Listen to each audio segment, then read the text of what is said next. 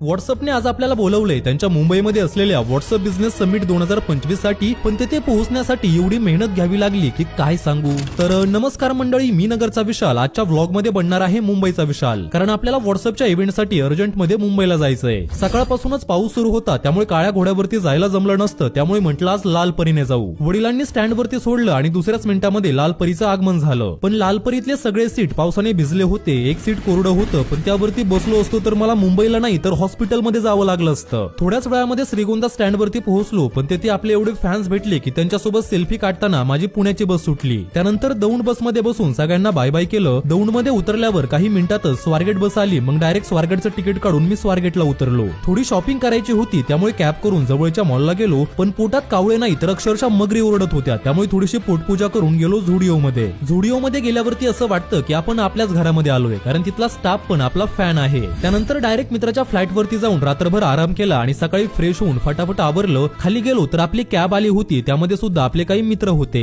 त्यानंतर आम्ही सगळे कॅब मध्ये बसून निघालो मुंबईच्या दिशेने. रस्त्यात आणखी एक मित्र उचलला. आता सगळे कॉन्टेंट क्रिएटर्स म्हटल्यावरती आमचं कॅब मध्ये शूट स्टार्ट झालं. त्यानंतर लोणावळ्यात सगळ्यांनी नाश्ता केला आणि आमची गाडी थांबली डायरेक्ट मुंबईमधील जिओ वर्ल्ड सेंटरला, कारण तेथेच हा इव्हेंट होता. तेथे ऑलरेडी आम्हा सगळ्या क्रिएटर्सला मॅनेज करणारे मेंबर्स आले होते. त्यानंतर आपल्याला आपला आयडेंटिटी पास भेटला आणि आम्ही एंट्री केली व्हॉट्सअप बिझनेसच्या इव्हेंट मध्ये. आतमध्ये गेल्यावरती खरं स्वतःवरती प्राऊड फील होत होता. ज्या व्हॉट्सअपला मी मागच्या 7 ते 8 वर्षांपासून वापरतोय, आज त्याच व्हॉट्सअपने मला त्यांच्या इव्हेंट मध्ये इन्व्हाइट केलंय. या इव्हेंट मध्ये व्हॉट्सअप बिझनेसने अनेक नवीन फीचर लॉन्च केले होते आणि ऍज अ क्रिएटर म्हणून आम्हाला ते व्हिडिओ मार्फत लोकांपर्यंत पोहोचवायचे होते. बराच वेळ ते काय सांगत होते ते आम्ही ऐकलं. आता भुका लागल्या होत्या आणि तिथे जेवणामध्ये काय काय होतं हे विचारू नका, तर काय काय नव्हतं हे विचारा. मी तर काय खाल्लं हे मला पण समजलं नाही. त्यानंतर सगळ्या क्रिएटर्सने सोबत फोटो काढले. आता सगळ्या क्रिएटर्सला व्हिडिओ शूट करायला लावले होते. आपण सुद्धा आपल्या कामाला लागलो, पण व्हिडिओ बनवायला लागलं की कोणी ना कोणीतरी पुढे यायचंच. सगळ्यात मोठी गोष्ट म्हणजे एवढ्या मोठ्या इव्हेंट मध्ये सुद्धा आपल्याला आपले फॅन्स भेटले आणि इव्हेंट संपल्यानंतर व्हॉट्सअप कडून आपल्याला गिफ्ट सुद्धा मिळालं. आणि जर तुम्ही आपल्या पेजला फॉलो केलं असेल तर हे गिफ्ट माझ्यासाठी खूपच स्पेशल असेल.